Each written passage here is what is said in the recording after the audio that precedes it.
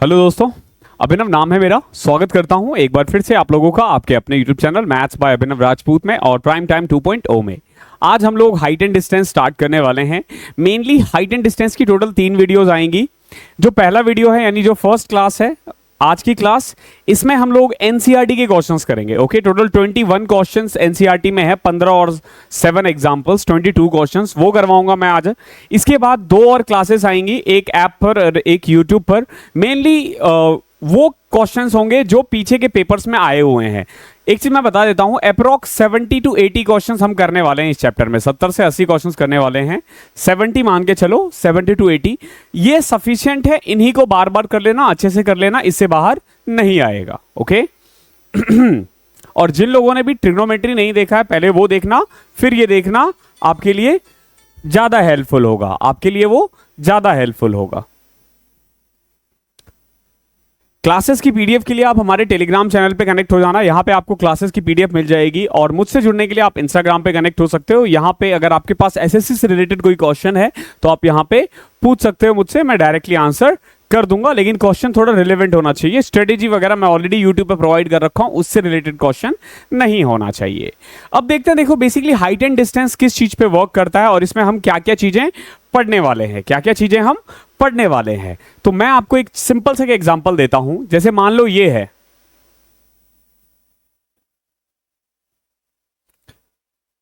Basically एक tree है ये। ओके, ये एक ट्री है।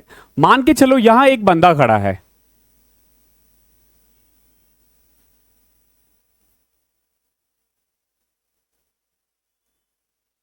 ठीक है, ये एक बंदा यहां खड़ा है।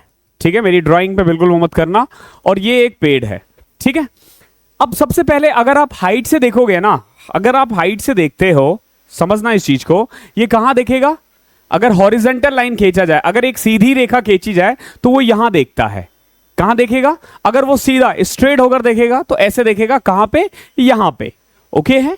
अब देखो इसके पास 2 और ऑप्शंस है। एक है ये ऊपर की तरफ देख सकता है और एक है जब ये नीचे की तरफ देख सकता है।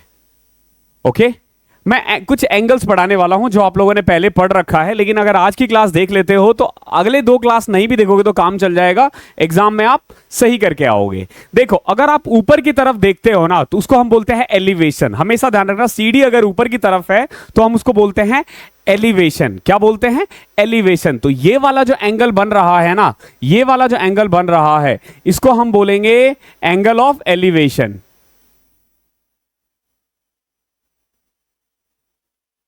हिंदी में हम इसको उन्नयन कोण बोलते हैं।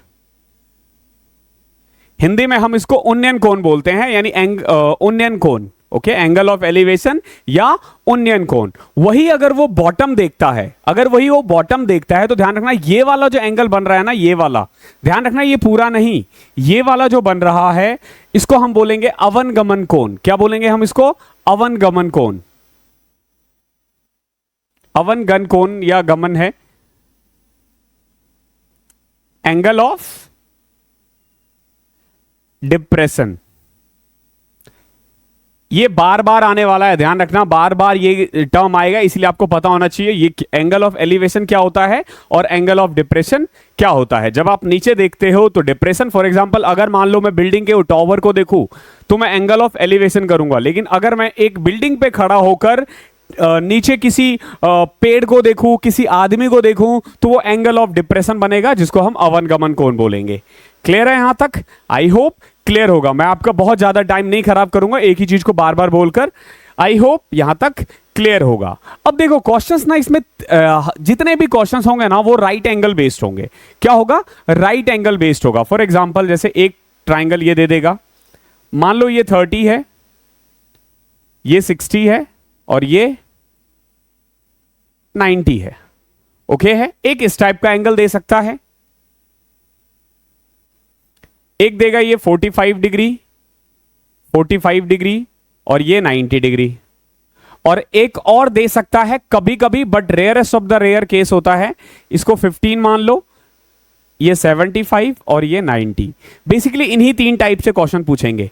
मैक्सिमम में जो फॉर्मूला लगेगा ना इसमें वो ये लगेगा, tan theta is equal to perpendicular upon में बेस। ठीक है,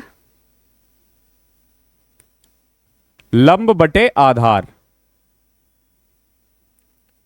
ठीक है, आपसे बोला जाएगा, अगर आप में से किसी ने, एक मूवी आई थी रणबीर कपूर की, बर्फी मूवी है, बर्फी मूवी, ठीक है, तो उसमें आपने देखा होगा वो खंबे को काटता है और खड़ा रहता है अपनी मित्र, महिला मित्र के साथ, और वो चेक करता है लॉयल्टी कैसे, कि वो खंबा गिरता है नहीं गिरता है। ओके, अगर आप में से किसी को याद होगा, फिर ले आया दिल जो गाना है ना, शायद उसी गाने में है। तो दो हीरोइन हैं उसमें, एक इलियाना द क्रूज और एक है प्रियंका चोपड़ा। तो इलियाना तो बेसिकली वो भाग जाती है, उसको भरोसा नहीं रहता मैथ्स पे, ठीक है, वो गवार सी लड़की होगी। लेकिन जो प्रियंका चोपड़ा है उसमें भले ही वो थोड़ा सा स्पेशल चाइल्ड दिखाया गया है उसको, लेकिन स्टिल उसको ट्रस्ट था रणबीर कपूर पे भी, यानी बर्फी पे भी, और मैथ्स पर भी। उसने मैथ्स में ये देखा कि भैया अगर वो गिरेगा, अगर वो गिरता भी है ना, तो वो पांव तक ही गिरता है, ऐसा नहीं कि वो यहां पे गिर जाएगा।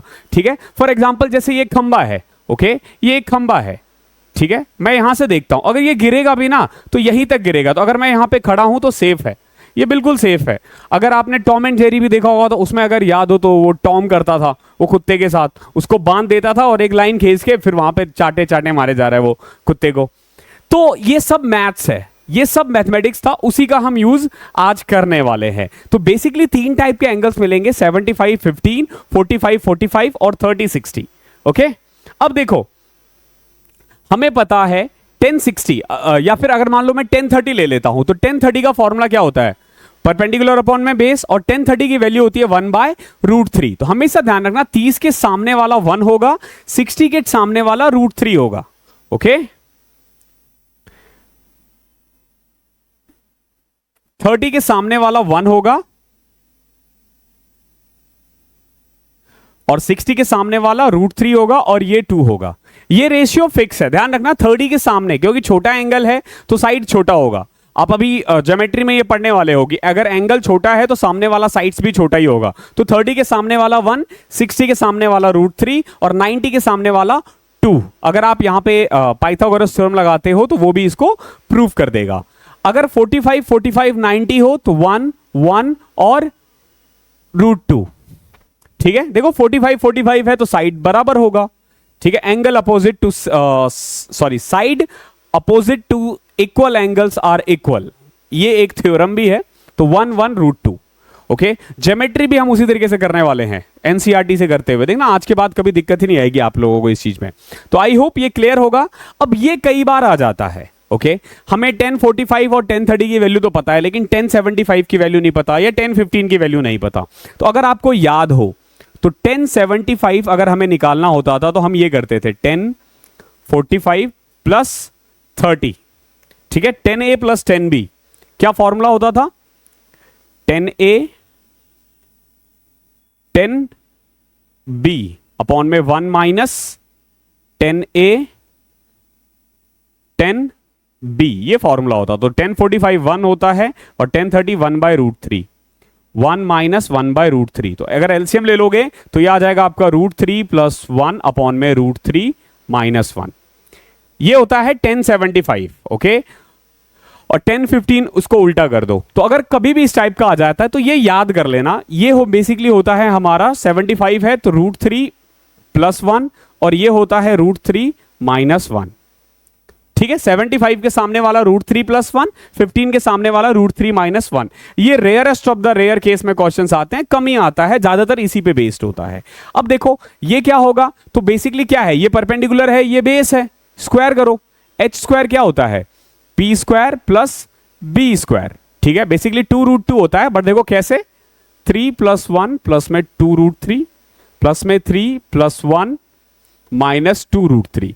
तो देखोगे 8 आ जाएगा और 8 का रूट होता है 2√2। तो मेनली इन्हीं 3 डायग्राम का यूज होता है और जो आपको याद होना चाहिए। अगर याद होगा तो आप जल्दी कर लोगे। ओके, अगर याद होगा तो आप जल्दी कर लोगे। तो 15 है तो √3 माइनस 1, 75 के सामने √3 प्लस 1 और ये 2√2। 45 90 में 1 1 √2, ये रेशियो है परपेंडिकुलर बेस और हाइपोटेनस का। और अगर 30 60 है तो ये रेशियो होता है। आई होप यहां तक कोई दिक्कत आपको नहीं मिलेगा। अब हम एनसीईआरटी के क्वेश्चन स्टार्ट करेंगे। पहले जो क्वेश्चन है वो 7 एग्जांपल्स है, फिर 15 क्वेश्चन है। आज की क्लास में A B C D 4 options नहीं होंगे, क्योंकि आज हम सीख रहे हैं और सीखने में आपको आंसर्स नहीं लाना होता है डायरेक्ट, आपको आंसर निकालना आना चाहिए। वाई ओके मैं बार बार मोबाइल उठाऊंगा बिकॉज कि बहुत सारे क्वेश्चंस में फिगर बने हुए हैं जो हम यहां पे नहीं लिए हैं, तो मुझे उसमें देखना पड़ेगा। जैसे देखो पहला क्वेश्चन क्या कह रहा है, अ tower stands vertically on the ground from a point on the ground which is 15 meter away from the foot of the tower. The angle of elevation of the top of a tower is found to be 60. Find the height of the tower. देखो ये क्या कह रहा है, एक tower है, ठीक है, जो जमीन से लंबवत खड़ा है। फॉर एग्जाम्पल ये है वो टावर, क्या है, ये टावर है जो बेसिकली एक सीधा खड़ा है, ठीक है। अब देखो क्या कह रहा है, जमीन पर एक बिंदु से जो टावर के आधार से 15 मीटर दूर है, यहां से दूर एक बिंदु है ये वाला जो बेसिकली टावर से 15 मीटर दूर है। कितना दूर है, 15 मीटर दूर है। कितना दूर है, 15 मीटर दूर है। ओके 15 मीटर दूर है, away from the foot of the tower. The angle elevation of the top of the tower, देखो अगर मैं यहां से टॉप ऑफ द टावर की तरफ देखूं ना, तो ये 60 डिग्री का एंगल बना रहा है। क्या बना रहा है, 60 डिग्री का एंगल बना रहा है। ध्यान रखना ये एंगल ऑफ एलिवेशन है, इसीलिए हमने यहां लिखा है, डिप्रेशन होता तो हम यहां लिखते, ठीक है। तो 60 डिग्री का एंगल बना रहा है। आपसे पूछा है कि बताओ इस हाइट का टावर क्या होगा, तो बेसिकली देखो ये ए है, टावर का हाइट क्या होगा, ये ए है, ये बी है, ये सी है। क्लियर है, यहां दे रखा है एंगल 60। क्लियर है, देखो ये 90 होगा फॉर श्योर, ये 90 होगा फॉर श्योर, क्योंकि देखो सीधा खड़ा है। अरे यार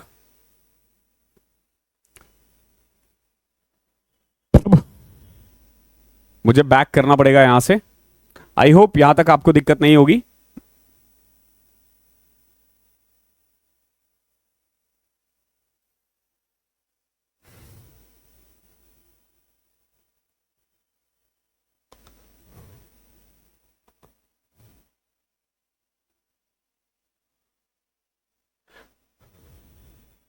तो देखो बेसिकली टावर सीधा खड़ा है और आपसे पूछा गया है बताओ टावर की हाइट क्या होगी, तो ये 15 मीटर है। देखो अगर ये 60 डिग्री है और ये 90 डिग्री है, क्योंकि सीधा खड़ा है तो ऑब्वियस ही बात है 90 होगा, तो ये 30 होगा, ये 30 होगा। अब देखो हमें क्या है, हमें पता है इनका रेशियो, अगर 30, 60 और 90 हो तो 30 के सामने वाला 1, 60 के सामने वाला √3 और ये 2, यही है ना, 1 √3 और 2, हमें तो पता है ये। तो 60 के सामने वाला क्या होगा, √3, 30 के सामने वाला 1 और 90 के सामने वाला 2। आपसे सिंपल टावर की हाइट पूछी है, यानी आपसे ए भी पूछा है, ए भी पूछा है। हमारे अकॉर्डिंग 1 है, इनके अकॉर्डिंग 15 है, तो 15 किसकी वैल्यू है, 1 की, हमें चाहिए किसकी, √3 की, तो यह आ जाएगा 15 √3। तो पहले वाले का आंसर है आपका 15 √3। ओके 15 √3, सिंपल 15 और √3 टाइम्स होगा, जो भी होगा इसका √3 टाइम्स ज्यादा होगा। और अगर ये दे रखा है ये निकालना हो तो √3 से हम डिवाइड करेंगे। ओके अभी ऐसे बहुत सारे क्वेश्चंस आएंगे तब क्लियर हो जाएगा आप लोगों को। आई होप यहां तक क्लियर होगा। या दूसरा तरीका ये भी था कि tan 60 का फॉर्मूला क्या होगा, tan थीटा का फॉर्मूला होता परपेंडिकुलर अपॉन में बेस, ए बी अपॉन में B C. Okay A B हमें निकालना है, BC दे रखा है 15, tan 60 होता है √3, तो यहां से देखो AB इज इक्वल टू 15 √3 आ जाएगा। आई होप क्लियर होगा।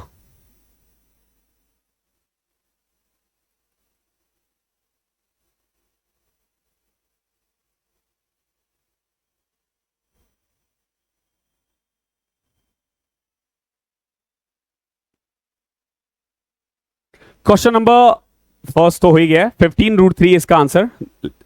सेकंड क्वेश्चन देखो क्या है, an electrician has to repair an electric fault on a pole of height 5 metre. एक इलेक्ट्रिशियन है, उसको बेसिकली एक फॉल्ट है उसको ठीक करना है। ओके उसको एक फॉल्ट है वो ठीक करना है। बेसिकली जो पोल है ना उसकी हाइट है 5 मीटर, पोल की हाइट कितनी है, 5 metre. She needs to reach a point of 1.3 metre below the top of the pole to undertake. देखो इसमें ना एक फिगर दे रखा है, मैं आपको फिगर बना दूंगा तो ज्यादा आसान हो जाएगा आपके लिए, इसीलिए मैंने बोला था ना आपको थोड़ा सा इसमें हमें वो करना पड़ेगा। तो बेसिकली देखो इसमें जो फिगर दे रखा है वो कुछ ऐसा फिगर है, ये ए है, ये बी है, ये डी है और ये सी है। बेसिकली ये लैडर है। ओके ध्यान रखना ये लैडर है। ओके और एडी क्या है, पोल है। ये बेसिकली दे रखा है इस क्वेश्चन में। ओके ये क्वेश्चन में दे रखा है। तो अब देखो फिर से पढ़ते हैं एक बार क्या है।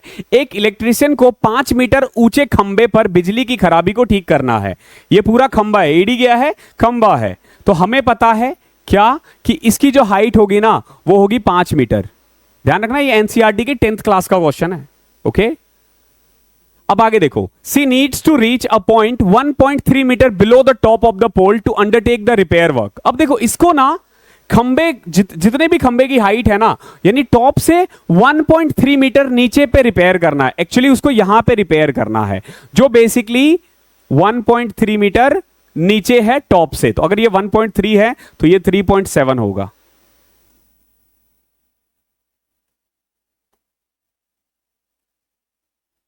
क्लियर है? ये कितना होगा? 3.7। Okay, 3.7 metre. आगे देखो। What should be the length of the ladder that she should use, which when inclined at the angle of 60 degree to the horizontal would enable her to reach the required position? यानी आपसे पूछा है कि बताओ ladder की length कितनी होनी चाहिए ताकि अगर वो 60 डिग्री एंगल पे टिल्ट करे, 60 डिग्री एंगल पे टिल्ट करे तो वो डिजायर्ड पोजीशन यानी बी तक पहुंच पाए। आपसे मेनली ये पूछा गया है कि बीसी बताओ कितना होगा। आपसे पूछा क्या गया है बीसी कितना होगा। आपके पास दे क्या रखा है, बीडी दे रखा है और बीसी निकालना है। आई होप क्लियर होगा यहां तक। बेसिकली अगर फिर से देख लो क्वेश्चन क्या कह रहा है। एक खंबा है बेसिकली एडी जो 5 मीटर लंबा है, इसमें कुछ प्रॉब्लम आ गई है तो एक लड़की है जिसको ठीक करने जाना है। सी से वो एक लेडर लगाती है और लेडर को ना बेसिकली खंबे के टॉप से 1.3 मीटर नीचे ठीक करना है, यानी बी पे ठीक करना है। तो उस लेडर की लेंथ कितनी होनी चाहिए? तो देखो अगर ये 30 है, ये 60 है, ये 30 होगा और ये 90 होगा।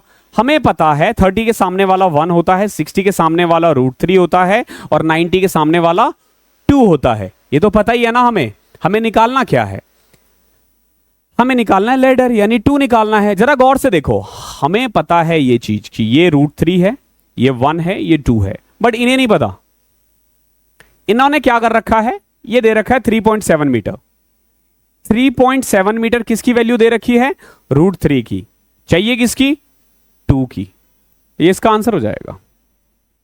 क्या हो जाएगा? ये इसका आंसर हो जाएगा। अब देखो √3 की वैल्यू दे रखा है 1.73, कोई दिक्कत नहीं है। 3.7 अपॉन में 1.73 इंटू में 2, ये इसका आंसर हो जाएगा। 7.4 अपॉन में 1.73। ठीक है, 4 पॉइंट समथिंग आएगा, बट आपको एग्जैक्ट आंसर नहीं लाना है।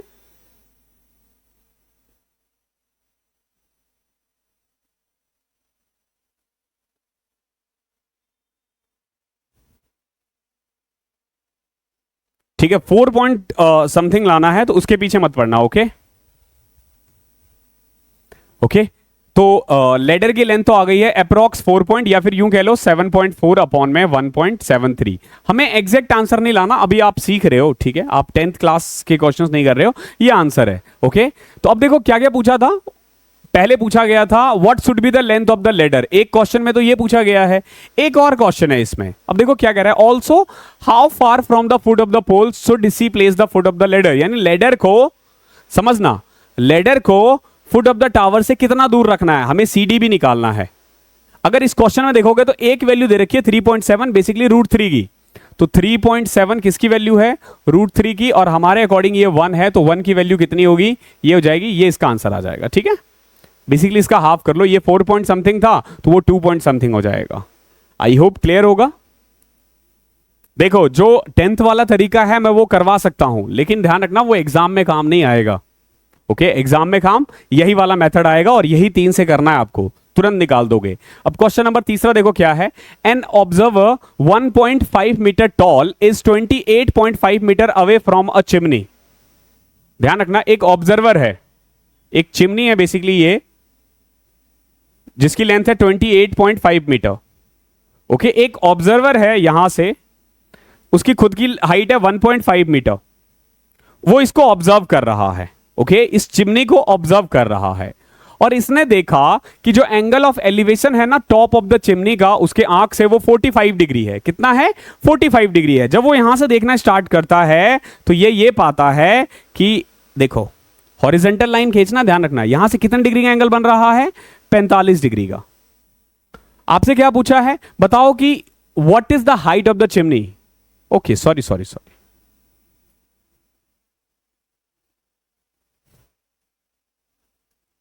An observer 1.5 metre tall is 28.5 metre away from the chimney है, चिमनी है यानी वो चिमनी से 28.5 मीटर दूर खड़ा है। ओके 28.5 मीटर दूर खड़ा है। ओके देखो यहां से वो देखता है 28.5 मीटर, 1.5 मीटर इसकी खुद की लेंथ है, तो जब वो देखता है तो ये वाली जो लेंथ है ये भी तो इतनी होगी ना 28.5। अब देखो वो टॉप पे देख रहा है 45 डिग्री, अगर ये 45 है आपको पता होना चाहिए ये भी 45 होगा, ये 90 है, तो रेशियो क्या हो जाता है, ये 1 ये भी 1 और ये √2। क्लियर है, ये रेशियो आपको पता होना चाहिए। तो 1 की वैल्यू कितनी है 28.5, तो कुल मिला के आप कह सकते हो कि यहां से यहां तक 28.5 मीटर होगा। ठीक है, बट ध्यान रखना हमने बेसिकली अगर मैं नाम दूं तो A B C D, chimney की हाइट AD है, चिमनी की हाइट AD है, वो आदमी जो है उसकी खुद की हाइट है CE। जब वो देखेगा तो CB की तरफ देखेगा, हॉरिजेंटल लाइन, सामने वाली लाइन इधर जाएगी, तो अगर AB 28.5 मीटर है, CE 1.5 है, तो ये भी तो 1.5 ही होगा ना। तो अगर टोटल हाइट देखोगे तो 28.5 और 1.5 30 मीटर। क्या इसका आंसर आ जाएगा 30 मीटर, ये इसका आंसर है। ओके क्वेश्चन नंबर 3, इसमें पानी देना। क्वेश्चन नंबर 4 देखो क्या है, from a point P on the ground the angle of elevation of the top of a 10 metre tall building is 30 degree. देखो क्या कह रहा है, एक पॉइंट है P, एक पॉइंट है P। ओके ये मान लो पॉइंट है, ये P पॉइंट है। Okay from a point P on the ground the angle of elevation of the top of a 10 metre building is 30 degree. ये एक 10 मीटर टॉल बिल्डिंग है, जब मैं इस पॉइंट से ऊपर की तरफ देखता हूं ना तो 30 डिग्री एंगल बनता है। कितना 30 डिग्री एंगल बनता है। क्लियर है, a flag is hosted at the top of the building at the angle of elevation of the top of the flag staff from P is 45 डिग्री। अब देखो ये बिल्डिंग था, क्या A और B क्या है, A B एक बिल्डिंग है, P एक पॉइंट है। P से जब बिल्डिंग को टॉप को देखते हो तो 10 मीटर है। अब इस बिल्डिंग के ऊपर ना एक फ्लैग है, इस बिल्डिंग के ऊपर एक फ्लैग है, मान के चलो ये है इसका फ्लैग। ठीक है, ये इसका फ्लैग है। जब वो फ्लैग को टॉप को देखता है ना तो 45 डिग्री एंगल बन रहा है। जब वो फ्लैग के टॉप को देखता है तो 45 डिग्री एंगल बन रहा है। आपसे पूछा है find the length of the flag staff, यानी ये जो फ्लैग स्टाफ है यानी बेसिकली झंडा बॉटम से लेके ऊपर तक, उसकी हाइट कितनी है। अगर मान लो इसको नाम दे देता हूं मैं C का, तो आपसे एक तो पूछा गया कि बताओ भैया AC कितना होगा, दूसरा आपसे पूछा है कि find the distance of the building from the point P, यानी P से B कितना दूर है। तो अब देखो ये चीज तो बहुत आसान था निकालना, कैसे, ये देखो ये 30 डिग्री एंगल दे रखा था और ये 10 दे रखा है। ठीक है, तो हमें पता है ये 1 होता है, ये √3 होता है और ये 2 होता है। ये 1 होता है, ये √3 होता है, ये 2 होता है। तो 30 के सामने वाला 10 है, तो ये 1 है, तो ये √3 की वैल्यू कितनी हो जाएगी, 10 वैल्यू है 1 की, तो √3 की आ जाएगी 10√3। तो P भी तो पता चल गया हमें 10√3, P भी हमें पता चल चुका है कितना 10√3। तो हमें एक निकालना था AC, एक निकालना था PB, तो PB तो निकल गया 10√3। क्लियर है, कोई दिक्कत यहां तक, कोई दिक्कत नहीं है। अब एक बात बताओ, अब BC निकाल सकते हैं कैसे, देखो अगर आप गौर से देखो ये B है, ये C है और ये P है। ये 45 डिग्री था, ये भी 45 डिग्री होगा, तो ये और ये तो बराबर हो गया ना। तो अगर PB 10√3 है तो ये भी तो 10√3 होगा ना।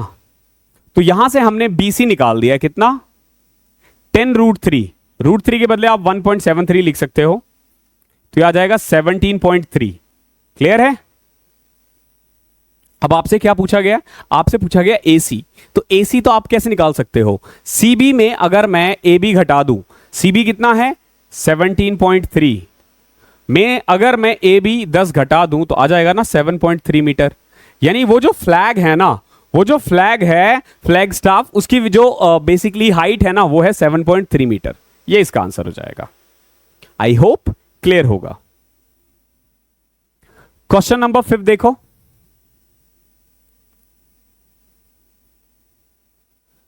The shadow of a tower standing on a level ground is found to be 40 meter longer when sun's altitude is 30 degree than when it is 60 degree।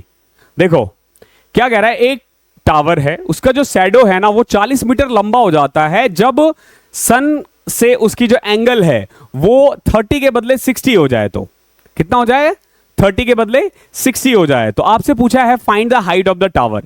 एक चीज ध्यान रखना, ये टावर है, ओके, ये टावर है।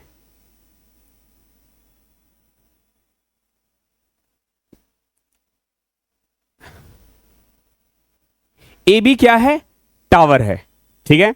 तो जो शैडो है ना टावर का वो 40 मीटर लंबा हो जाएगा, कब, जब सन का एल्टीट्यूड 30 से 60 हो जाए, ओके। तो अगर पहले कितना था 30, देन व्हेन इट इज 60, पहले था 60, ओके, 60 से 30 हो जाए, ठीक है। ध्यान रखना, सूर्य की ऊंचाई 30 डिग्री होने पर समतल भूमि पर खड़े एक टावर छाया 60 डिग्री की तुलना में 40 मीटर लंबी। यानी कि देखो जब 60 डिग्री था और जब 30 डिग्री था, 60 डिग्री में जो लेंथ है उसकी वो 40 मीटर लंबा हो जाएगा, 30 पे लंबा होगा। एक चीज ध्यान रखना, कैसे पता चलेगा आपको, अगर कभी भी कंफ्यूज हो, जैसे देखो ये फिगर इस तरीके से बनेगा, मान लो, ओके, ये फिगर इस तरीके से बनेगा। अब आपको समझ में नहीं आ रहा है कि 60 में लंबा होगा या 30 में लंबा होगा, तो आप खुद देख लो। आप ना बिल्डिंग के जैसे जैसे नजदीक जाओगे ना एंगल बढ़ता रहेगा, ऐसे ऐसे ऐसे ऐसे देखना स्टार्ट करोगे, ठीक है। तो ये 60 होगा और ये 30 होगा, और हमारे पास सिर्फ और सिर्फ ये दे रखा है कितना, 40 मीटर लंबा। ये दे रखा है कितना, ये 40 है। आपसे पूछा गया है हाइट ऑफ द टावर, यानी आपसे ए बी पूछा गया है। क्लियर है? अब जरा गौर से समझना, ये 30 है, ये 60 है, और ए बी हमें निकालना है। अगर मैं इसको मान लूं P, अगर मैं इसको P मान लूं, समझना, अगर मैं इसको P मान लूं, क्योंकि ये 60 है और ये 30 है, 30 के सामने जो भी होता है 60 का सामने उसका √3 टाइम्स ज्यादा होता है, तो कह सकते हो ये √3P होगा। कह सकते हो ना ये √3P होगा अगर ये P है। तो ये ध्यान रखना इस चीज को, अगर ये 30 है, ये 60 है, तो अगर ये 1 है तो ये √3 होगा। ये चीजें अब आपको हमेशा ध्यान रखना है, जो भी 30 के सामने है 60 के सामने उससे √3 टाइम्स ज्यादा होगा, ओके। अब देखो एक फिगर तो ये बना दिया, एक और फिगर बनेगा इसके साथ। जब ये 30 था, ये 60 था, ये तो 90 ही रहेगा। अगर मैं कंप्लीट फिगर को देखूं, ए बी डी को देखूं, तो ये कितना है √3P, ये कितना है P प्लस 40। देखो ये P है, ये 40 है, P प्लस 40। लेकिन अगर हम अपने तरीके से देखें तो 30 के सामने जो भी होता है ना, जो भी होता है उसका √3 टाइम्स ज्यादा होता है 60 के सामने, ओके। ये चीजें आपको ध्यान होनी चाहिए। तो देखो अगर √3P 1 की वैल्यू है तो √3 क्या हो जाएगा बेसिकली, देखो इसको आप ऐसे कर सकते हो, √3P is equal to √3P is equal to, आप इसको मल्टीप्लाई कर दो इससे, P प्लस 40, ये √3P है ना, तो √3 इंटू में ये आ जाएगा 3P। अगर बेसिकली ये 1 है तो ये √3 टाइम्स ज्यादा है इससे, तो √3 को जब √3P से करोगे, समझना, देखो अगर ये 1 है तो ये क्या है, ये √3 टाइम्स ज्यादा है इससे, तो ये क्या हो जाएगा फिर 3P ना। तो हमारे अकॉर्डिंग ये 3P है, दे रखा है P प्लस 40, तो क्या कर सकते हो आप, 3P is equal to P plus 40। तो यहां से 2P इज इक्वल टू 40 और P की वैल्यू आ जाएगी 20। P की वैल्यू कितनी आ गई है, 20, ओके। आपसे यही पूछा गया था कि ना आपसे पूछा गया था find the height of the tower, तो हाइट ऑफ द टावर है √3P, तो √3 इंटू यानी 20 √3 आ जाएगा, ठीक है। बेसिक से मत करना, आई नो अभी थोड़ा सा लगेगा, लेकिन 22 क्वेश्चंस करते करते आपके सारे डाउट्स ओवर हो जाएंगे, सारे डाउट्स ओवर हो जाएंगे। क्वेश्चन नंबर 6 देखो क्या है। अब देखो यहां पे ना एंगल ऑफ डिप्रेशन आया है, यानी ऊपर से नीचे की तरफ देखा जा रहा है। The angle of depression of the top and bottom of 8 metre tall building from the top of a multi storey building are 30 and 45 respectively. Find the height of the multi-story building and the distance between the two building. देखो दो building है, okay, एक building ये है और एक building छोटा है। Okay, the angle of depression of the top and the bottom of an 8 meter tall building from the top of a multi-story building. देखो ये multi-story building है, मान के चलो, समझना, एक बहुमंजिला इमारत के शीर्ष से 8 मीटर ऊंची इमारत के शीर्ष, यानी कि ये है 8 मीटर, जब इसके शीर्ष से इसको देखा जा रहा है तो एंगल कितना बन रहा है? 30 डिग्री। लेकिन वही जब ये बॉटम की तरफ देखा जा रहा है ना, तो एंगल कितना बन रहा है? 45 डिग्री। ध्यान रखना ये बॉटम पे है, ओके है। पहले था 30 डिग्री, अब है 45 डिग्री। क्लियर है यहां तक? पहले था 30 डिग्री, अब है 45 डिग्री। आपसे पूछा है बताओ इस बिल्डिंग की हाइट कितनी है, find the height of the multi storey building. एक तो इसकी हाइट पूछी है आपसे, और दूसरा ये भी पूछा गया है। अगर मैं नाम दूं तो ये ए है, ये बी है, ये सी है, इसको डी दे दो और इसको ई दे दो। क्लियर है? हमारे पास सिर्फ और सिर्फ ये दे रखा है 8 मीटर। ओके, अब समझना, पहले ऊपर वाला फिगर देखो, ये 30 है तो ये 60 होगा। क्लियर है? अगर इसके सामने मान लो मैंने P मान लिया तो ये कितना हो जाएगा? P√3। अगर मैंने इसको P माना तो ये P√3 हो जाएगा। √3 टाइम्स ज्यादा होगा 60 के सामने वाला। ये चीजें ध्यान रखनी है आपको। अब देखो, ये P है, ये 8 है, EB कितना है? 8 है। कैसे पता चला? सिंपल, DC के सामने है EB। अब एक बात बताओ, ये 45 है, ये भी तो 45 होगा ना, क्योंकि ये 90 है, फिक्स है। तो कुल मिला के आप कह सकते हो कि अगर ये P+8 है, ये पूरा कितना था? P+8 ना, तो ये भी तो P+8 ही होगा, ये भी तो P+8 ही होगा। इसमें तो कोई दिक्कत नहीं है ना। अगर ये P+8 है तो ये भी P+8 है, तो P+8 है और P√3 है। ध्यान रखना, P+8 है और P√3 है, तो ये दोनों बराबर ही तो हुआ ना। यानी कह सकते हो कि P+8 is equal to P√3। P common ले लिया उधर जाके, तो √3 - 1 8। So P is equal to 8 upon में √3 - 1। ये इसका आंसर हो जाएगा। रैशनलाइज करोगे तो ये आ जाएगा आपका 4√3 + 1। ओके, P क्या आ जाएगा? P आपका 4√3 + 1। क्या पूछा है आपसे? आपसे पूछा find the height of the multi storey building and the distance between the two building. दोनों वैसे सेम ही होगा, जो हाइट बिल्डिंग है वही इसका ये है, क्योंकि 45 डिग्री का एंगल बन रहा है बॉटम से। तो ये देखो, P की वैल्यू ये है। P की वैल्यू कितनी आई है? जो P है ना, वो आया है बेसिकली आपका 4√3 + 1। अगर मैं इसमें 8 ऐड कर दूं तो 4√3 प्लस में 12, ये इसका आंसर हो जाएगा 4√3 + 12। आई होप यहां तक कोई दिक्कत नहीं होगा आपको।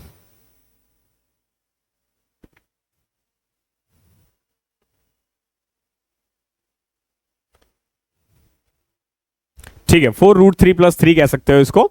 मतलब अगर 4 कॉमन ले लिया तो उन्होंने ऐसे दे रखा, बट आंसर यही है 4√3 + 12। आई होप यहां तक क्लियर होगा। अभी भी हम एग्जांपल्स ही कर रहे हैं। ध्यान रखना, ये 10th क्लास के बच्चे कर लेते हैं आराम से, और ये चैप्टर फ्री के थे 10th क्लास में, सबके मार्क्स आ जाते थे इसमें। एक क्वेश्चन एग्जाम्पल का और है, उसके बाद फिर सीधा एक्सरसाइज के क्वेश्चन है। देखो क्या है question. From a point on a bridge across a river, the angle of depression of the banks of an opposite side of the river are 30 and 45 degree. देखो, अगर मान लो, अगर आपको मेरी ड्राइंग बहुत खराब है एक्चुअली इस मामले में, मान के चलो ये एक ब्रिज है। ओके, ब्रिज हमेशा ध्यान रखना नदी के ऊपर ही बसता है, और ये नदी है, ठीक है, ये नदी है। नदी के ऊपर क्या है? एक ब्रिज बना हुआ है। तो जब ब्रिज के टॉप से, ध्यान रखना, जब वो ब्रिज के टॉप से दोनों साइड के किनारे को देखता है तो 30 डिग्री और 60 डिग्री एंगल बनता है। मान के चलो ये ब्रिज है, तो ये टॉप है, तो टॉप के से देखा जा रहा है रिवर के एक किनारे पे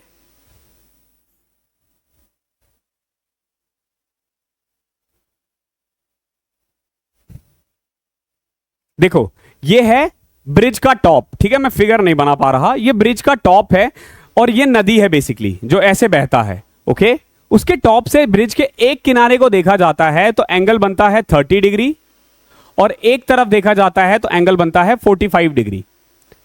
ओके एक तरफ देख रहा है तो 30 डिग्री, दूसरी तरफ देख रहा है तो 45 डिग्री होता है ना। आप मान के चलो अगर कोई ऋषिकेश गया हुआ है या फिर मान लो पटना में हो आप, गांधी सेतु है हमारे यहाँ, ठीक है, भागलपुर में भी है, तो ऐसे कहीं पे भी ब्रिज में देखा होगा तो आप देखोगे ना, तो एक साइड आपने देखा किनारा और एक साइड देखा आपने उस साइड, यानी दो साइड से नदी बह रही है, तो एक साइड एंगल बन रहा है 30 डिग्री, एक साइड बन रहा है 45 डिग्री। अब देखो, and if the bridge is at a height of 3 metre from the bank, यानी ब्रिज की जो हाइट है ना वो 3 मीटर है। ब्रिज की हाइट कितनी है? 3 मीटर है। तो बताओ नदी की लंबाई कितनी होगी? तो नदी तो यहां से यहां तक है, समझना। अगर 45 डिग्री है तो ये भी तो 45 होगा ना, तो फिर इस केस में तो ये और ये बराबर होगा। तो कह सकते हो कि ये बेसिकली 3 मीटर है, कह सकते हो ना ये 3 मीटर है। अब इधर देखो, ये 30 है, ये 60 है। 30 के सामने जो भी होता है ना उसके √3 टाइम्स होता है 60 के सामने, तो ये 3√3 है। तो अब ऐड कर दो इसको, 3 + 3√3 कह लो, या 3 कॉमन ले गए, √3 + 1 कह लो, ये इसका आंसर हो जाएगा, ये इसका आंसर हो जाएगा। तो 7th का है, ये है आंसर। आई होप क्लियर होगा।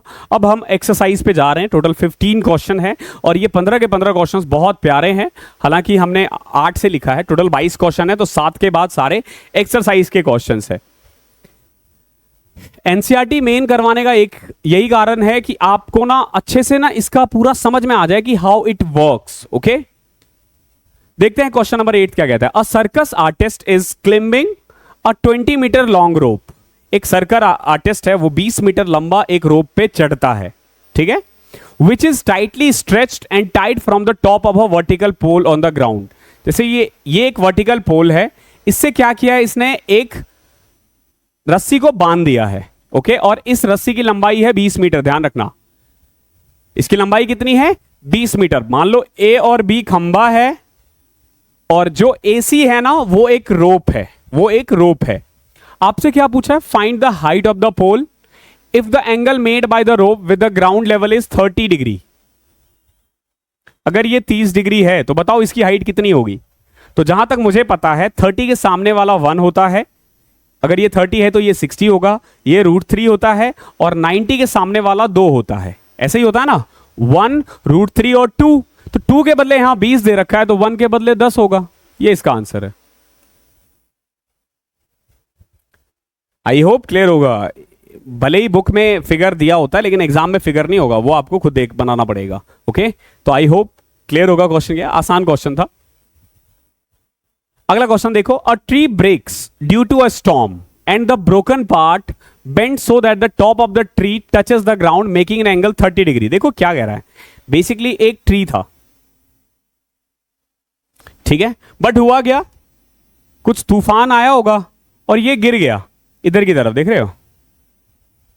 ड्राइंग पे अगर कोई हंसाना, मैं बता रहा हूं दांत तोड़ देनी है तुम लोगों के, ठीक है, बिल्कुल भी नहीं, मेरा ड्राइंग बहुत अच्छा है ये मान के चलना। तो ये टूट के गिर गया है, ओके, आपको लगेगा सिर्फ यही गिरा है, गिर गया है, ठीक है। तो कुल मिला के मान लो पहले ये पेड़ हुआ करता था, अब क्या हुआ, ये गिर गया और ऐसे हो गया।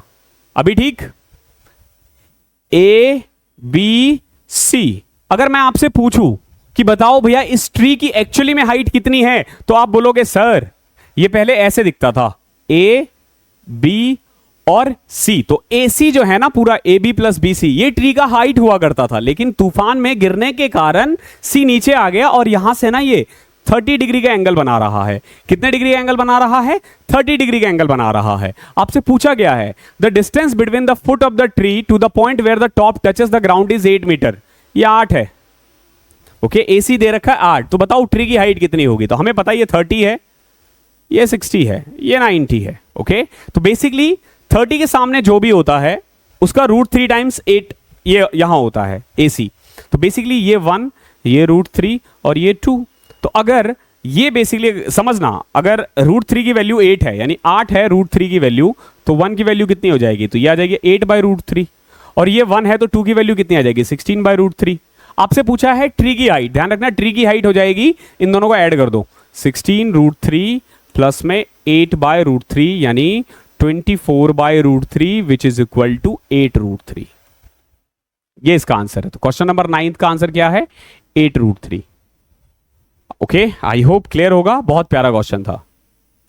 क्वेश्चन नंबर 10वां देखो क्या है, a contractor plans to install 2 slides for the children to play in a park. अक्सर देखा होगा, बचपन में हम लोग जाते भी थे, अब तो थोड़े बड़े हो गए हैं तो तुम लोग जा नहीं पाओगे, मैं तो फिर अभी भी मौका मिलता है तो स्लाइड्स वगैरह में चले जाता हूं।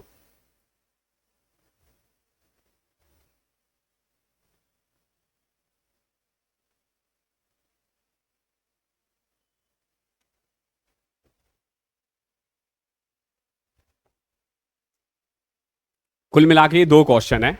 देखो क्या कह रहा है, एक कॉन्ट्रैक्टर है, वो बेसिकली स्लाइड्स बनाना चाहता है बच्चों के खेलने के लिए। तो अक्सर आपने देखा होगा इस टाइप से होता है ना, ये एक स्लाइड्स है, ठीक है। एक और स्लाइड है, वो थोड़ा बड़ा है, वो थोड़ा बड़ा है। ये बड़े बच्चों के लिए, ये छोटे बच्चों के लिए। क्लियर है? जो छोटे बच्चों के लिए है ना, बेसिकली 1.5 मीटर लंबा मतलब हाइट होना चाहिए और एंगल होना चाहिए 30 डिग्री। ओके।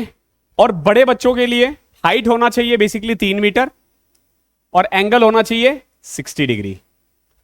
क्लियर है? दोनों ही केस में आपसे पूछा है what should be the length of the slide in each case. Slide का लेंथ कितना होना चाहिए, तो ध्यान रखना ये है स्लाइड। ये क्या है? ये स्लाइड है। ओके। फॉर एग्जांपल जैसे ये ए है, ये बी है, ये सी है। क्लियर है? इसको मान लो डी, ई और एफ। तो बेसिकली डी ई हाइट है, जो बच्चा ये कहता पकड़ पकड़ के चढ़ता है, फिर यहां से वो स्लिप करता है और डी एफ तक जाता है, तो स्लाइड की लेंथ डी एफ होगी। ओके। स्लाइड की लेंथ कितनी होगी? डी एफ होगी। ये आपको निकालना है। कैसे निकालोगे? देखो, ये 3 मीटर है, हमें पता है ये 60 है तो ये 30 होगा, ये 30 है तो ये 1 है, ये √3 है, ये 2 है। ओके। तो कुल मिलाकर कह सकते हो √3 वैल्यू है 3 की, तो 2 की कितनी होगी? तो 3 √3 की वैल्यू है तो 2 की कितनी हो जाएगी? तो ये आ जाएगा 2√3। पहले वाले का है आंसर 2√3 बड़े वाले का। छोटे वाले का क्या होगा? ये 30 है, ये 60 है, ये 90 है, तो 30 के सामने 1 होता है, ये 2 होता है, ये 3 होता है, तो इसका डबल कर दो 3, ये आंसर आ जाएगा। इसका 2√3 और इसका 3, ये इसका आंसर है। The angle of elevation of the top of a tower from a point on the ground which is 30 meter away from the foot of the tower is 30 degree। देखो ये क्या कह रहा है, जमीन के एक बिंदु से जो टावर के आधार से 30 मीटर दूर है, ये टावर है, ये बिंदु है, ये इससे कितना दूर है? 30 मीटर दूर है, और एंगल कितना बना रहा है? 30 डिग्री है। तो ये 30 है तो ये 60 होगा, ये 90 होगा। क्या पूछा आपसे? हाइट ऑफ द टावर पूछा। तो 30 के सामने वाला 1 होता है, 60 के सामने वाला √3 होता है। तो 30 किसकी वैल्यू है? √3 की। चाहिए किसकी? 1 की। तो कर दो 10√3 आ जाएगा answer. Height of the tower कितना आ गया? 10√3। अब देख रहे हो कितना आसानी से निकल रहा है, बहुत प्यार से निकलेगा। क्वेश्चन नंबर 12 देखो। एक काइट है, basically 60 metre above the ground वो उड़ रहा है, मान के चलो यहां पे, ठीक है। ये कितना दूर है? 60 मीटर ऊपर ग्राउंड से। The string attach to the kite is temporarily tied to a point on the ground. इसको ना टेम्परली एक ग्राउंड के एक पॉइंट से बांध दिया गया, ठीक है। मान लो यहां से इसको बांध दिया और वो उड़े जा रहा है, ठीक है, वो उड़े जा रहा है, और इस तरीके से बांधा गया है कि एंगल बन रहा है 60 डिग्री। कितना? 60 डिग्री। क्या पूछा आपसे? Find the length of the string. आपसे लेंथ ऑफ द स्ट्रिंग पूछा है। देखो ये 60 है तो ये 30 होगा, ये 1 होगा, ये 2 होगा, ये √3 होगा, ठीक है। तो 60 किसकी वैल्यू है? √3 की। तो 2 की कितनी होगी? देखो 60 वैल्यू है √3 की, तो 2 की कितनी हो जाएगी? ओके। तो ये आ जाएगा 40√3। आई होप क्लियर होगा, अब समझ में आ रहा होगा कि कैसे हो रहा है। क्वेश्चन नंबर 13 देखो क्या है। A 1.5 meter tall boy is standing at some distance from a 30 meter tall building। देखो एक बिल्डिंग है जो बेसिकली 30 मीटर है, इससे थोड़ी दूर एक बच्चा खड़ा है जिसकी हाइट है 1.5 मीटर, ठीक है। बच्चा यहां खड़ा है मान के चलो। The angle elevation from his eyes to the top of the building increases from 30 to 60 as he walks towards the building। देखो पहले है 30 डिग्री, पहले कितना है? 30 डिग्री है। थोड़ी देर बाद भाई साहब आगे की तरफ गया और ये एंगल हो गया है 60 डिग्री। क्लियर है? तो कुल मिला के अगर मैं इसको ए मान लूं, ये बी मान हो जाएगा और ये सी हो जाएगा, ठीक है। तो ये चला कितना है? बेसिकली ए से डी तक चला है। कितना चला है? AD तक चला है। अब क्या पूछा है, find the distance he walk towards the building. आपसे बस ये पूछा गया कि बताओ कितनी देर चला है, कितनी देर चला है, ओके, कितना दूर चला है, यानी AD पूछा गया है। समझना, ये 1.5 मीटर ऊंचे से देख रहा है, वो अपनी हाइट से देख रहा है ना, तो एक्चुअली में 30 था ना, तो ये 30 ना होके 28.5 हो जाएगा, क्योंकि हम सिर्फ BC की बात कर रहे हैं, हम सिर्फ BC की बात कर रहे हैं, क्योंकि इसकी खुद की भी हाइट है ना। अब एक चीज देखो, ये 60 है, ये 30 है और ये 90 है। 30 के सामने वाला 1 होता है, 60 के सामने वाला √3 होता है, ओके, ये आपको पता होना चाहिए।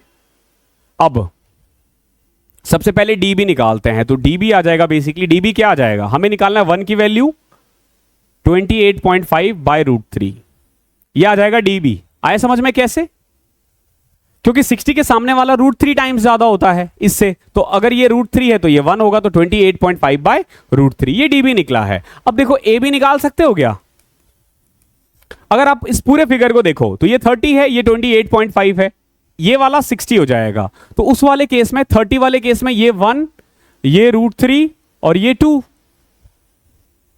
यही तो होता है ना, 30 के सामने जो भी है उसका √3 टाइम्स ज्यादा है, तो ये आ जाएगा आपका 28.5 √3। तो AB क्या आ गया, 28.5 √3, ओके। आपसे पूछा है AD, आपको निकालना है AD, तो AD हो जाएगा बेसिकली AB माइनस DB। आपसे ये पूछा गया है, अगर आप पूरे में से इतना निकाल दो तो बच जाएगा। तो AB कितना है हमारा, AB है 28.5 √3 और DB कितना है 28.5 बाय √3, ओके। तो यह आ जाएगा 57 बाय √3, सॉल्व करोगे तो 19 √3, ये इसका आंसर हो जाएगा। अब देखो ये कैसे सॉल्व किया, अब आप लोगों को लग रहा होगा कि इतना फास्ट कैसे कैलकुलेशन हो सकता है, तो बहुत ही सिंपल सा तरीका है। देखो कैसे, ये √3 है, ये √3 है, मल्टीप्लाई होगा 28.5 इंटू 3, और एक 28.5 यहां पे ऑलरेडी है, तो अगर 28.5 इंटू 3 टाइम्स में से 28.5 इंटू 1 टाइम्स घटाओगे तो 28.5 इंटू में 2 हो जाएगा, तो हमें यहीं से पता चल गया कि 57 बचेगा, 57 बाय √3 19 √3 होता है। थोड़ा दिमाग लगाना है, थोड़ा सा, ज्यादा नहीं, थोड़ा सा। क्वेश्चन नंबर 14 देखो, from a point on the ground the angle elevation of the bottom and top of a transmission tower fixed at the top of a 20-meter high building are 45 and 60। देखो क्या कह रहा है, ground के एक point से एक transmission tower को फिक्स किया गया है, ओके, एक बिल्डिंग के ऊपर, एक बिल्डिंग के ऊपर एक ट्रांसमिशन टावर को फिक्स किया गया है, ठीक है, और बिल्डिंग की हाइट दे रखी है 20 मीटर, ओके। अब देखो ये क्या कह रहा है, जब इसके बॉटम को देखा जाता है और जब टॉप पे देखा जाता है, तो बॉटम पे 45 डिग्री का एंगल बन रहा है, और जब वो टॉप पे देख रहा है ना तो 60 डिग्री का एंगल बन रहा है। ध्यान रखना ये पूरा 60 है। क्या पूछा है आपसे, आपसे पूछा हाइट ऑफ द टावर, यानी आपको ये निकालना, जैसे A है, ये B है, ये C है, ये D है। अब हाइट ऑफ द टावर क्या होगा, AB, ये निकालना है। देखो कितना आसान है, ये 45 डिग्री है तो ये भी 45 होगा, तो अगर ये 20 है तो ये भी 20 होगा। क्लियर। अब समझना, पहले वाले केस से तो निकल गया, दूसरे वाले केस में देखो, ये यहां 60 बना रहा था, यहां 30 बना रहा था, 30 के सामने वाला 20 है, तो ये क्या आ जाएगा 20 √3, ये 20 √3 आ जाएगा ना, √3 टाइम्स ज्यादा। अब देखो 20 √3 में से अगर मैं 20 घटा दूं, यह आ जाएगा क्या, हाइट ऑफ द टावर। कितना आसान है। अब ऐसे ही आसानी से आप सारे क्वेश्चंस कर लोगे। एक क्वेश्चन और फिर मैं ब्रेक पे जाऊंगा। क्वेश्चन नंबर 15 देखो क्या है, अ स्टैचू 1.6 मीटर टॉल, एक स्टैचू है जो 1.6 मीटर टॉल है, stands on the top of a pedestal. इसको एक पेडेस्टल पे रखा गया है, एक स्टैचू जिसकी हाइट कितनी है 1.6 मीटर, 1.6 मीटर ये पेडेस्टल पे रखा गया है। The angle of elevation of the top of a statue is 60 degree and from the same point the angle elevation of the top of the pedestal is 45। देखो यहां से जब आप पेडेस्टल के टॉप को देखते हो ना तो 45 डिग्री का एंगल बन रहा है। वही अगर आप स्टैचू के टॉप को देखते हो ना तो कितना एंगल बन रहा है, 60 डिग्री बन रहा है। क्लियर है। आपसे पूछा गया है बताओ हाइट ऑफ द पेडेस्टल। देखो जैसे ये ए है, ये बी है, ये सी है और ये डी है। आपसे इस केस में बी सी पूछा गया था। अगर याद हो तो पहला वाला क्वेश्चन भी इसे ठीक पहले ऐसे ही था। तो देखो सबसे पहले बड़ा वाला देखते हैं, इसको मैं P मान लेता हूं। ये 60 है, ये 30 हो जाएगा। ओके, ये 60 है और ये 30 हो जाएगा। तो 30 के सामने वाला 1, 60 के सामने वाला √3 टाइम्स। अगर आप ये देखते हो पूरा, ये P प्लस 1 पॉइंट, ये जो पूरा है ना, ये है बेसिकली P प्लस 1.6। ठीक है, अब एक बात बताओ, अगर ये P है, ये 45 डिग्री था, ये भी 45 डिग्री है, तो ये भी तो P हो जाएगा ना, ये भी तो P हो जाएगा। क्लियर है? देखो ये आ जाएगा बेसिकली P प्लस 1.6 और ये वाला आ जाएगा P।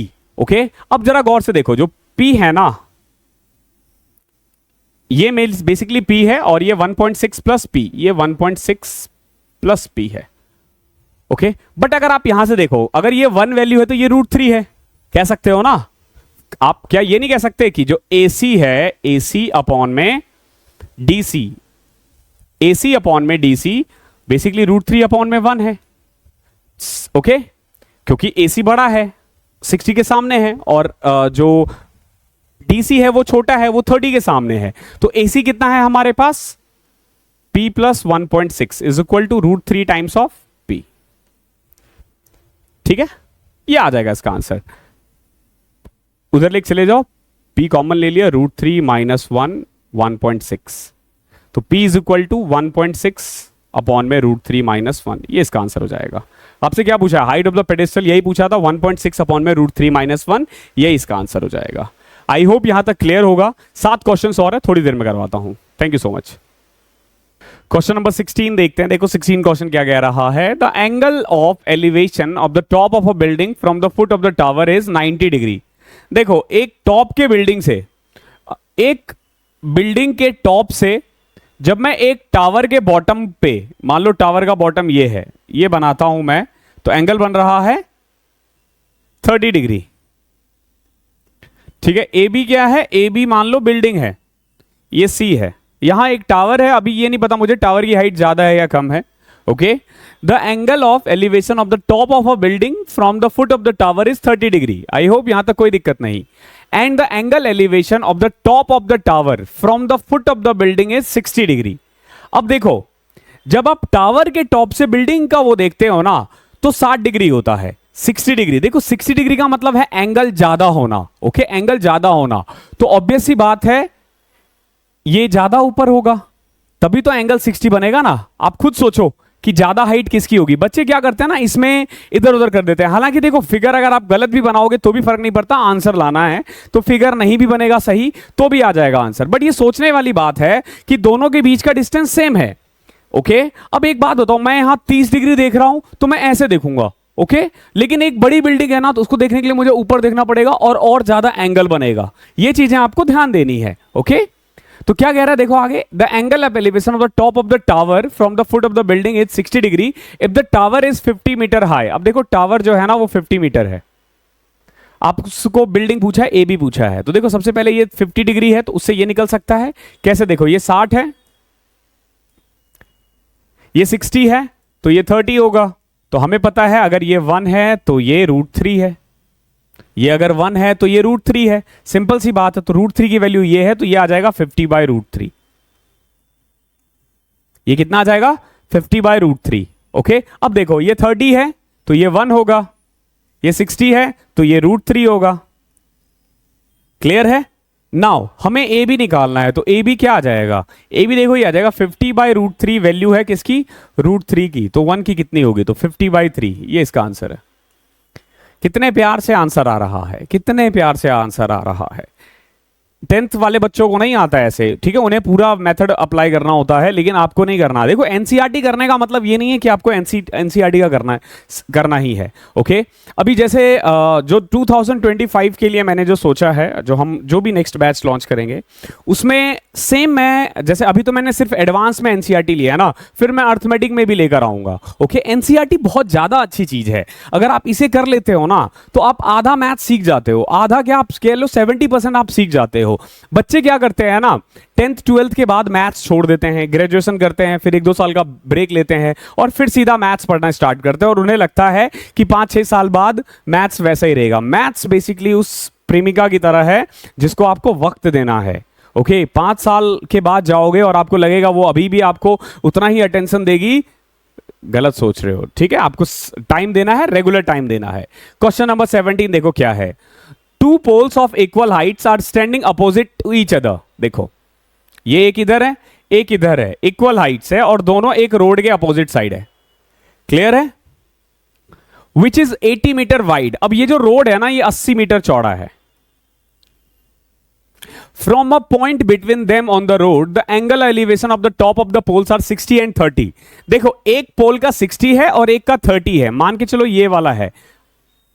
अब आप सोचो कि कौन सा 60 होगा और कौन सा 30 होगा। ये होगा 60 और ये होगा 30। ये एक पॉइंट है, मान के चलो इसको O मान लेते हैं। Okay, find the height of the poles and the distance of the point from the pole. आपको ना सबसे पहले तो हाइट निकालनी है इस पोल की। फॉर एग्जांपल जैसे ये A है, ये B है, ये C है और ये D है। ओके, इस तरीके से तो आपको पहले क्या करना पड़ेगा, एंगल निकालना पड़ेगा। तो देखो कैसे, ये 60 है, ये 30 है, ये 30 है तो ये 60 है। हमें क्या पता है कि ये BC 80 है, हाइट भी निकालना है और ये डिस्टेंस भी निकालना है, यानी BO और OC भी निकालना है। सबसे पहले काम करते हैं, इसको P मान लेते हैं। कोई दिक्कत आपको होनी नहीं चाहिए, एक को तो P मान ही सकते हो ना। अब देखो 30 के सामने और 60 के सामने क्या हो जाएगा, फिर ये हो जाएगा √3P। क्लियर है? 60 के सामने √3 टाइम्स होता है। अब इधर देखो, अगर ये P है तो ये क्या आ जाएगा, 80 माइनस P, क्योंकि ये पूरा 80 था ना, तो ये 80 माइनस P, तो ये कितना हो जाएगा DC। अब देखो 60 के सामने जो भी है अगर मैं उसको √3 से डिवाइड कर दूं तो 30 के सामने वाला आ जाता है। ओके, 1 और √3 ये रेशियो होता है, हमेशा ध्यान रखना। अब एक बात करो, सोचो कि यहां √3P है, यहां 80 माइनस P अपॉन में √3 है, तो क्या मैं इसको ऐसे नहीं लिख सकता, √3P is equal to 80 minus P upon में √3। कर दो इसको solve. 3P is equal to 80 minus P, ये P इधर आएगा, 4P is equal to 80, P की वैल्यू आ जाएगी 20। ठीक है, अब देखो सब आसान से आ जाएगा। OP आ गया 20, 80 माइनस 20 60, और इसका भी निकालना था ना, तो 20 √3, ये इसका आंसर है। यानी पोल की हाइट कितनी है, 20 √3, 1.73 भी ले सकते हैं हम। कितना आसान है। इस तरीके से आपको ऐसे क्वेश्चंस करने होंगे। क्वेश्चन नंबर 18 देखो क्या है। A TV tower stands vertically on a bank of a canal. Basically एक टीवी टावर है जो एक नहर के किनारे पे लगा रखा है उन्होंने। From a point on the other bank directly opposite to the tower. For example अगर मान लो ये नदी है तो यहां पे एक टावर लगा रखा है हमने, इसके अपोजिट साइड से, ध्यान रखना इसके अपोजिट साइड से एक पॉइंट है, मान लो ये है। The angle elevation of top of the tower is 60 degree. Tower को जब वो देखता है वहां से तो कितने डिग्री एंगल बन रहा है, 60 डिग्री का। From another point 20 metre away from this point on the line joining this point to the foot of the tower the angle elevation of the tower is 30 degree. देखो ये क्या कह रहा है, एक और पॉइंट। सबसे पहले तो समझो कि एक टीवी टावर है जो एक कैनल के साथ में है, ठीक है, एक कैनल पे उसको खड़ा कर रखा है। टावर के ठीक सामने दूसरे किनारे, यानी अगर बीच में नदी है तो उसके अपोजिट साइड में एक पॉइंट है। जब वहां से आप टावर को देखते हो तो बेसिकली 60 डिग्री का एंगल बनता है। ओके, जब आप थोड़ा और आगे आते हो, यहां से 20 मीटर और आगे आते हो, इस पॉइंट से, जैसे O है ना, ये P है, तो एंगल जो है ना वो 60 डिग्री से घट के कितना हो जाता है, 30 डिग्री। ओके, जैसे जैसे दूर जाओगे एंगल घटता रहेगा। ओके, क्या पूछा है, find the height of the tower. आपको हाइट ऑफ द टावर निकालना है और ये विड्थ निकालना है। बेसिकली ये विड्थ है। ओके, हमने इसको O माना, इसको P माना, इसको A मान लेते हैं, इसको B मान लेते हैं। तो हमें A भी निकालना है एक तो, और हमें BO भी निकालना है, ये दोनों निकालना है। देखो कितना आसान है, ये 60 डिग्री है तो ये 30 होगा। तो अगर मान लो मैं इसको P मान लेता हूं तो ये √3P हो जाएगा। इसमें तो कोई दिक्कत नहीं है ना, क्योंकि ये 1 होता है, ये √3 होता है। इतना तो आपको पता चल चुका है। अब अगर मैं बड़े वाले को देखूं, अगर मैं बड़े वाले को देखूं, जैसे फॉर एग्जांपल ये है ए, ये है बी और ये है पी, क्लियर है, ये 30 डिग्री था तो ये 60 डिग्री हो जाएगा।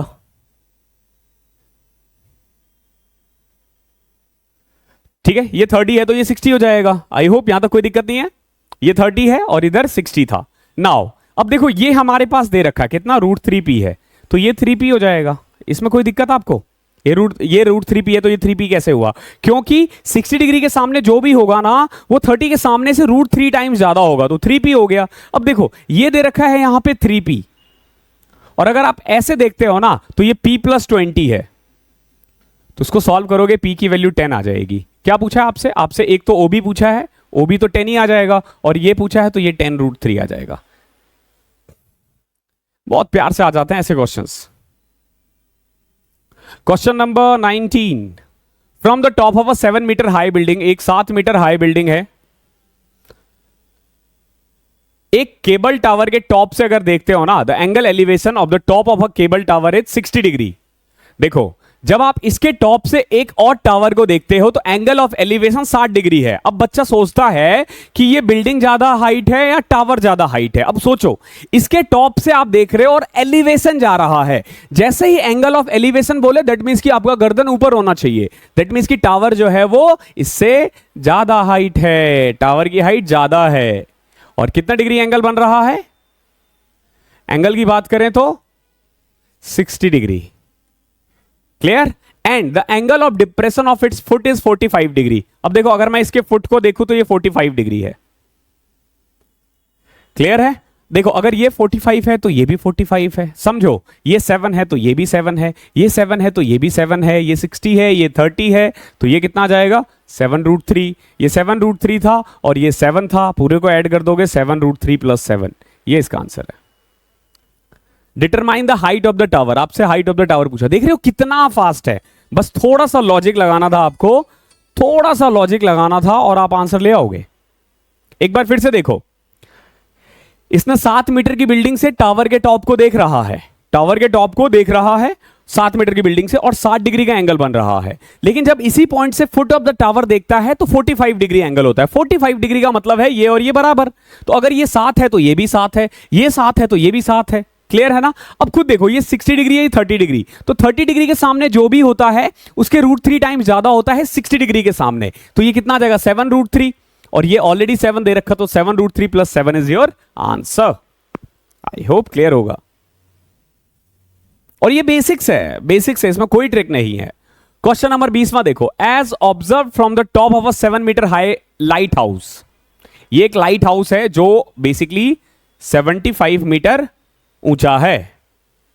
The angle of depression of, depression मतलब नीचे की तरफ देख रहा है, समझना, इस पे से कोई देख रहा है नीचे की तरफ।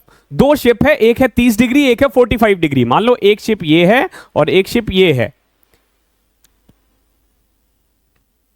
अब ऑब्वियस सी बात है ये 45 होगा और ये 30 होगा। जैसे जैसे आप नजदीक आओगे तो एंगल बढ़ता रहेगा, ध्यान रखना। If one ship is exactly behind the other and the same side of lighthouse, find the distance between the two ship. हमें ना इन दोनों के बीच में निकालना है। देखो ये A है, ये B है, ये C है, ये D है।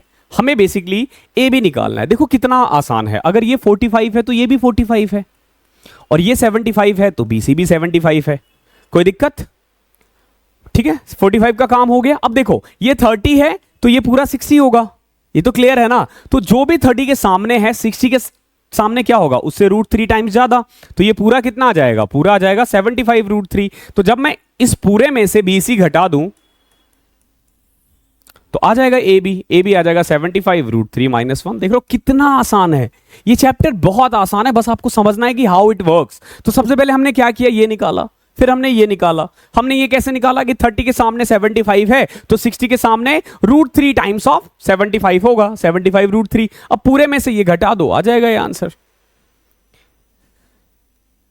क्वेश्चन नंबर 21 देखो, एक चीज ध्यान रखना, ये जो वीडियो है भले ही एनसीईआरटी है, बस किसी अपने 10th क्लास के दोस्त बच्चे भाई को भेज मत देना। वो लोग देखेंगे तो उनके मार्क्स कट जाएंगे। आंसर लाने के नंबर जो मिलते हैं ना, 1 नंबर वही होगा। ये तुम ही अप्लाई करना एग्जाम में। ये एनसीईआरटी 10th क्लास के बच्चों के लिए वीडियो नहीं है बिल्कुल भी। उनको लगेगा कि आगे चल के क्या होने वाला है उनके साथ।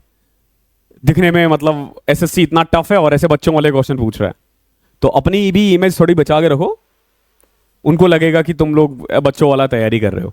देखो, a 1.2 meter tall girl spots a balloon moving with the wind in a horizontal line at a height of 88.2 meter.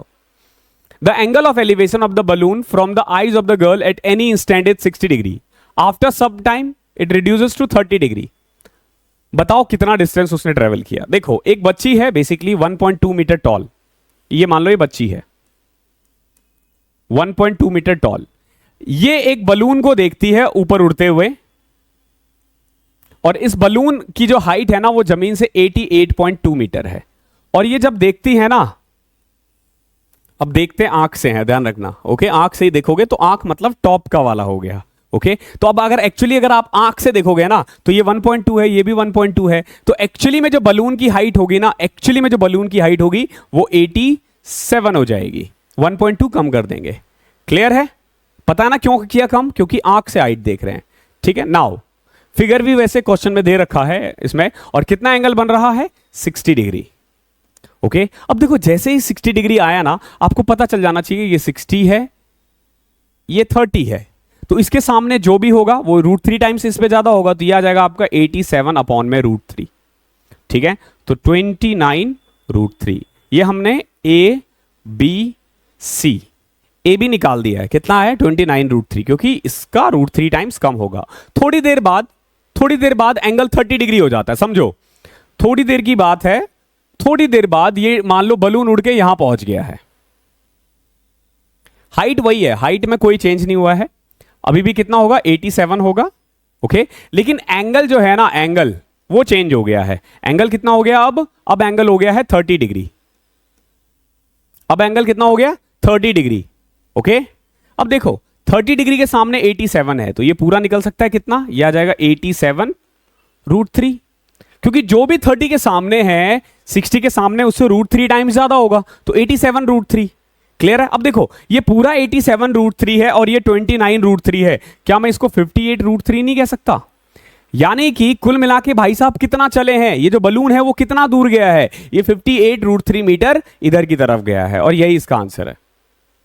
बहुत आसान है। अब देख रहे हो मैं कहीं पे भी प्लस माइनस मल्टीप्लाई नहीं करवा रहा, क्योंकि डायरेक्ट आ जाता है, ये डायरेक्ट आ जाएगा।